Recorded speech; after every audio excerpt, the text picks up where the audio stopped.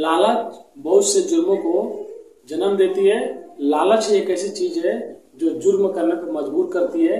फिर भी हम इंसान लोग लालच को नहीं छोड़ते हैं और लालच के पीछे ही पड़े रहते हैं। कोई चीज अगर हम हासिल भी नहीं कर सकते हैं उसके भी पीछे हमारी लालच पड़ जाती है और उसी के कारण हमको बहुत से जुर्म करना पड़ता है और लालच के ही कारण बहुत से लोगों की जाने भी जाती है। तो आज की कहानी इसी पे है जो महाराष्ट्र से शुरू होती है और महाराष्ट्र से 500 किलोमीटर दूर जो दृष्टि दुख ऐसे एक जिला है वहां पे जाके खत्म होती है। और ये सिलसिला है 10 लाशों का जो पुलिस को भी सुलझाने में पसीने छूट गए। तो चलिए कहानी को शुरू करते हैं। तो सत श्री अकाल, आदाब, नमस्ते। तो आज इस सुपरफास्ट स्टोरी में आप लोग का स्वागत करते हैं। तो चलिए कहानी को फिर से शुरू करते हैं। तो चलिए कहानी को शुरू करते हैं। कहानी है 21 साल पुरानी है। 20 दिसंबर 2003 की है। मुंबई से 500 किलोमीटर दूर सिंधुदुर्ग जिला है जो फॉरेस्ट एरिया में पड़ता है और वहां पे एक नामदोष जंगल है जहाँ पे मतलब छोटा मोटा जंगल है। वहां के जो एसपी होते हैं, एसपी के एक फोन आता है। फोन आने के बाद एसपी साहब उससे बोलते हैं कि बात करा। एसपी साहब जब फोन पे बात करते हैं तो वहां पे आवाज आता है कि मैंने आपको एक लेटर भेजा है और लेटर का जवाब नहीं मिला तो यार लेटर से मतलब जो भी चीज आपको गया आप कार्रवाई नहीं किए तो मैं आपको आज फोन किया हूँ।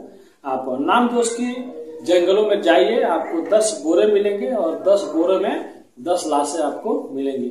जब तक इधर से एसपी साहब ये पूछते हैं कि मतलब तुम कहाँ से बोल रहे हो, तब तक उधर से फोन कट गया था।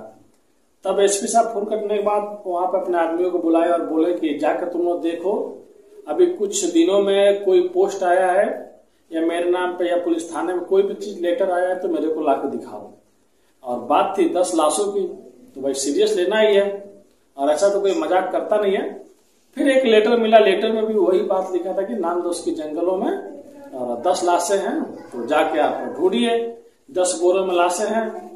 अब क्या था, ये 20 दिसंबर को जब ये फोन सब बात हो गया तो 20 दिसंबर को नामदोष जाना और जंगल में जाकर ढूंढना थोड़ा मुमकिन नहीं था। इसके लिए वहां के जो एसपी थे वो बोले ठीक है तुम लोग सुबह में जाना, पुलिस वाले जाएंगे, आप कुछ आपके आसपास के लोग को भी ले लेना जो जंगल में डेली आते जाते हैं क्योंकि उन लोग को जंगल में ज्यादा पता रहता है। ठीक है, तो 21 दिसंबर को सुबह जंगल में सब कोई जाते हैं और जाने के बाद सब कोई इधर उधर ढूंढता है। पूरा जो गांव के भी लोग रहते हैं वो लोग भी घूमते हैं लेकिन पुलिस को कुछ नहीं मिलता है।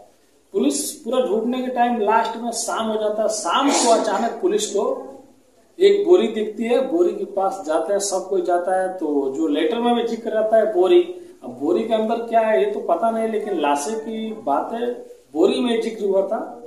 तो पुलिस ने जब खोला तो देखा वहां पे और भी बोरी पड़ी है तो उसमें से 7 लाशें मिली। अब पूरा जो जिला था सिंधुदुर्ग जिला, पूरा जिले में फैल गया कि 7 लाशें नामदोष की जंगलों में मिला है। लेकिन एक और चीज था, जो लाशें मिली थी वो काफी पुरानी हो गई थी, मुमकिन 2 महीने 3 महीने पुराना थी, बस उनमें वो कंकाली बचा था। पहचानना मुश्किल था क्योंकि जिनका कुछ कपड़े थे वो कपड़े भी चिपक गए थे, जिनके कुछ लाल खून से भर गए थे, लेकिन पहचानना मुश्किल था। फिर फॉरेंसिक टीम आई, फॉरेंसिक टीम जाके जांच की, फिर वो लोग चले गए। फिर पूरे जिले में जब ये बात फैल गई तो ऊपर से भी ऑर्डर आने लगे, पेपर में भी छपने लगा। तो पुलिस इसको और थोड़ा नजदीक से देखने का प्रयास करने लगी।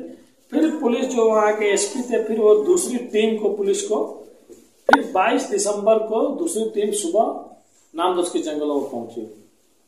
फिर पूरा जांच करने के बाद 2 और बोरी मिली, 2 बोरी में और 2 लाशें मिली। तो 7 पहले मिली थी, 2 और 9 लाशें मिल गई।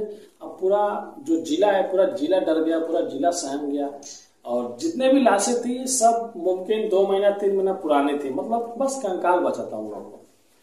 पूरे पेपर में भी छपने लगा, सब होने लगा, लेकिन जिक्र तो हुआ था 10 लाशों का। अब जो एसपी था वो भी सोचते थे कि 9 लाशें तो मिल गई, 1 लाश कहाँ है। फिर ऐसे ही टीम पुलिस की जांच करती रही। फिर 29 दिसंबर को फिर एक लाश मिला जो एक बोरे में भरा हुआ था। अब क्लियर हो गया कि मतलब ये जो 10 लाशों की जो बात हुई थी, जो लेटर में हुआ था 10 लाशें तो मिल गई है।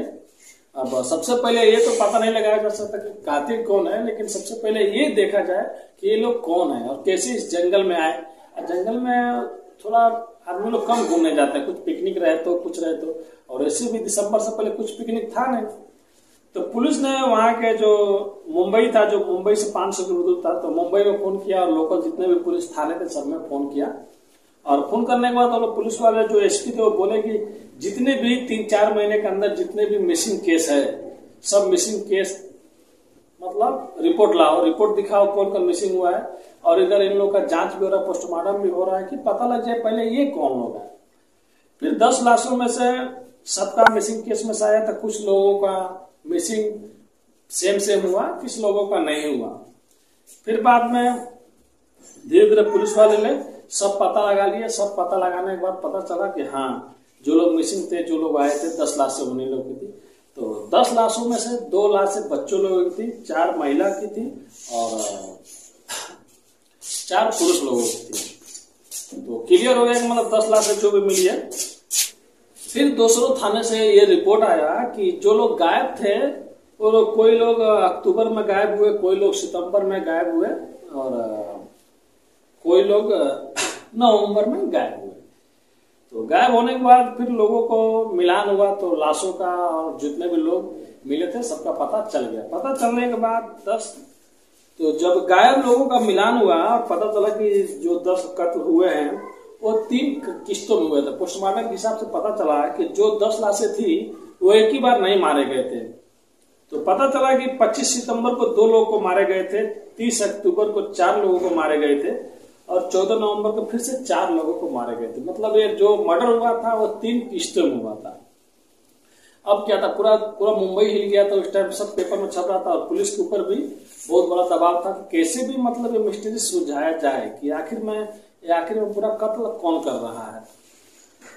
फिर पुलिस का भी दिमाग काम नहीं कर रहा था। फिर पुलिस करती भी तो क्या करती, फिर वहां के एसपी को, फिर नामदोष की पुलिस को एक टिप मिला, मुंबई की 4 लड़के हैं जो पैसा डबल करते हैं और वो बोरी में आते हैं। तो जो नामदोष की पुलिस थी वो वहां के जो जिला के जो एसपी थे उनको बोले कि ऐसे मतलब एक ट्रिप मिला है कि बोरीवली के रहने वाले 4 लड़के हैं और ऐसा ऐसा काम करते हैं और शायद उनको लोगों को 1-2 बार इस जंगलों में देखा गया है। तो फिर पुलिस भी जो वहां के जो एसपी थे वो बोले ऐसे कैसे हो सकता है, जो पैसा डबल करते हैं लोग ठग भी हो सकते हैं लेकिन लोग मर्डर नहीं कर सकते। फिर नामदोष की पुलिस ये बोलती है कि जो भी ये लड़के लोग जंगल में जब भी देखे गए थे इनके साथ में 1-2 आदमी जरूर देखे गए, 3 आदमी जरूर देखे गए। अब क्या था, यहाँ के एसपी का ये बात सुनना था कि एसपी को शक हुआ और उन 4 लड़कों को फिर अचानक पुलिस मोड़ में आई और 4 लड़कों को नामदोष से पुलिस ने 4 लड़कों को गिरफ्तार कर लिया। गिरफ्तार करने के बाद 4 लड़कों का उम्र किसी का 23, किसी का 25, किसी का 27, किसी का 29, मतलब सब 20-30 के बीच में थे।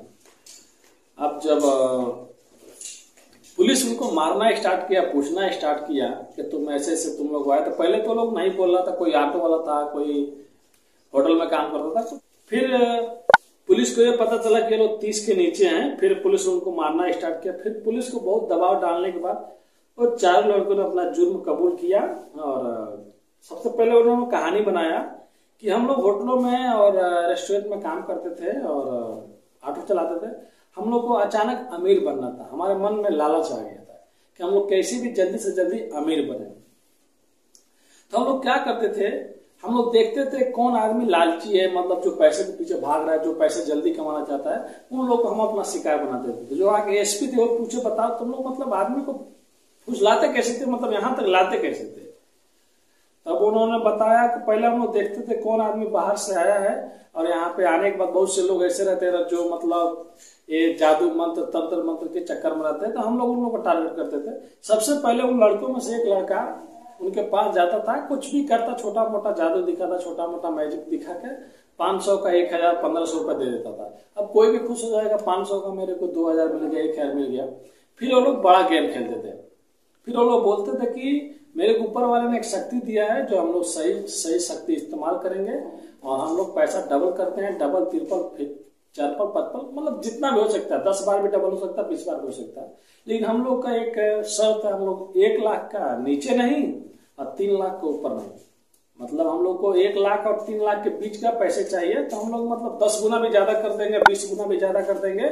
जादू जिस पे काम हो गया वो 50 गुना भी ज्यादा हो जाएगा। ऐसे ही हम लोग आदमी को अपना शिकार बना देते।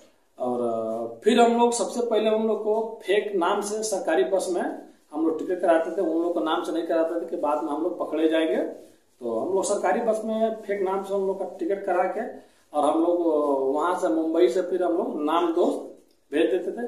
और नाम दोस्त से पहले हम लोग बीच में ही उन लोग किसी होटल में, किसी रिसोर्ट में हम लोग रुकवा देते थे और 1 दिन 2 दिन वहां पे लोग आराम करते थे। और हम लोग अपने पैसे से कराते थे, उन लोगों को पैसे से नहीं कराते थे। और फिर वहां से हम लोग वहां से बुला के फिर बैठाते थे। फिर वहां से जब निकलना रहता था होटल से, तो हम लोग बोलते थे कि तुम लोग ऑटो में बैठो और अपना कोई भी सामान होटल में मत छोड़ना, क्योंकि ये लोग को भी डर रहता था कुछ सामान छूट जाएगा तो हम लोग पकड़े जाएंगे। फिर वो लोग नाम दोस्त पंचायत बुलाते थे, जो नाम दोस्त में जो पंचायत होता है बैठने ठहरने का, वहां पर वो लोग बुलाते थे ऑटो से। और फिर वहां से जंगल की ओर पैदल जाते थे और जंगल की ओर पैदल जाते थे। और जाने के बाद वहां पे अपना जो भी तंत्र मंत्र का था वो सब चीज वहां पर नीचे करते थे। और करने के बाद जानते हैं आप लोग बोलते हैं कि आंख बंद करो, वो लोग आंख बंद कराते थे। ऊपर से फिर से ये चारों लड़के टूट पड़ते थे पत्थर से, चाहे जो भी इन लोगों के पास हथियार होता था उससे ये लोग मार देते थे। और एक और चीज था, ये जिन लोगों को भी ये लोग बुलाते थे कि हम लोग पैसा 10 गुना 20 गुना ज्यादा कर देंगे, तो ये लोग बोलते थे कि तुम लोग 1-1 बोरी लेके आना, पैसे ज्यादा डबल हो जाएगा, 10 गुना ज्यादा हो जाएगा, तुम लोग पैसे कैसे लेके जाओगे, उसी बोरी में लेके जाना। तो जो भी आता था वो बोरी लेके आता था। ये लोग भी बोरी लेके गए थे, लेकिन इन लोगों को नहीं पता था कि इसमें पैसे नहीं, इसमें हम ही लोग के लोग मार के डालेंगे। फिर क्या होता था, ये लोग वो पूजा पाठ के बहाने उन लोग को बैठाते थे, बैठाने के बाद उन लोग को सर पे सब चारों ओर से मार देते थे और उसी बोरी में लोग पैक कर देते थे और पैसे जो रहते थे वो लेके लोग फरार हो जाते थे। लेकिन वहां से डायरेक्ट ये लोग मुंबई नहीं जाते थे, वहां से कुछ दूर पे लोग एक रिश्तेदार होता था, रिश्तेदार के घर जाते थे, शराब पीते थे, दारू पीते थे, खाना खाते थे, आराम से सो जाते थे। फिर 1 दिन बाद ये लोग मुंबई पहुंच जाते थे। ऐसे ऐसे करके इन्होंने 10 लोगों को मारा था। फिर क्या था, फिर पुलिस बोली ठीक है तुम लोग पहला कत्ल कब किया, तो पहला कत्ल ये लोग सितंबर में किया और दूसरा कत्ल ये लोग अक्टूबर में किया और तीसरा किस्त में जो कत्ल हुआ नवंबर में हुआ। फिर तीनों अपना गुनाह कबूल कर लेते हैं, फिर रोने लगते हैं। फिर ये मुकदमा एक केस जो रहता है वो कोर्ट में जाता है। कोर्ट में जाने के बाद ये 4 साल मुकदमा चलता है, जो नॉर्मल रहता है, जो कोर्ट रहता है, अदालत रहता है, वहां पर 4 साल मुकदमा चलने के बाद इन लोगों को 10 कत्ल के जुर्म में इन चारों को मौत की सजा होती है। फिर वहां से ये लोग उस फाइल को ये लोग हाई कोर्ट में लेके जाते हैं। हम लोग शायद वहां से बच जाएंगे। हाई कोर्ट में जाते हैं तो हाई कोर्ट भी इन लोगों को दोनों को चारों को मौत की सजा सुना देती है। फिर मौत की सजा सुनाने के बाद ये लोग वहां से भी नहीं बच पाते हैं। फिर ये लोग सुप्रीम कोर्ट का दरवाजा खटखटाते हैं। बाद में सुप्रीम कोर्ट ये मौत की सजा टालकर इन लोग का उम्र कैद कर देती है और सुप्रीम कोर्ट कहती है कि इन लोग का पिछला कोई क्रिमिनल बैकग्राउंड नहीं है, इन लोग का फैमिली में कोई क्रिमिनल नहीं है और ये लोग गरीब घर से है और इन लोग का उम्र भी 23, 25, 29 साल है। तो ये लोग मतलब पैदाइशी नहीं, या ये तो नहीं है कि चलो पहले से ये लोग क्रिमिनल है। इसीलिए इन लोग को उम्र को देखते हुए और इन लोग की गरीबी देखते हुए इन लोग को उम्र कैद की सजा हो जाती है, मौत की सजा कम हो जाती है। और आज भी ये लोग मुंबई की जेल में उम्र कैद की सजा काट रहे हैं और सुप्रीम कोर्ट ने इन लोगों को बस थोड़ा दया दिखाया कि इन लोगों को मौत की सजा उम्र कैद करने कर दिया। तो आप लोग बताइए, क्या उम्र कैद करना सही था या मौत की सजा सुनाना सही था? मेरे को तो उतना नहीं मालूम है, लेकिन इस वीडियो का बनाने का माध्यम ये नहीं है किसी भी समुदाय का, किसी भी जाति का, किसी भी धर्म को ठेस पहुंचाना। बस हमारा उद्देश्य है कि लोगों को कुछ बताना, कुछ नया सिखाना, कुछ मनोरंजन करना। बस आपका भाई यही चीज काम करता है। तो ये कहानी से एक और चीज सीख मिलती है कि लालच कभी नहीं करना चाहिए। लालच कई बार आदमी लोग को गलत काम करने पर मजबूर कर देती है। लालच के चक्कर में ही ये लोग 10 कत्ल कर दिए और बाद में कुछ हुआ नहीं। ये लोग थोड़े पैसे तो कमाए लेकिन फिर इनकी जिंदगी नरक बन गई। तो आप लोग से भी रिक्वेस्ट है, कभी भी कोई भी चीज लालच में मत करें, जितना मैं उसी में खुश रहे। अगर आप YouTube पर देख रहे हैं तो सब्सक्राइब करें, अगर आप फेसबुक पेज पर देख रहे हैं तो हमको फॉलो करना मत भूलिए। मिलते हैं नेक्स्ट वीडियो में कुछ नया लेके। अभी तक के लिए बस इतना ही। और ये जो वीडियो है मैं कॉपी किया हूँ शम्स ताहिर साहब है क्राइम तक न्यूज में, उनका एक ये वीडियो है जिसको मैं रिपीट कर रहा हूँ आपको अपने अंदाज में। तो अभी के लिए बस इतना ही। Thank you.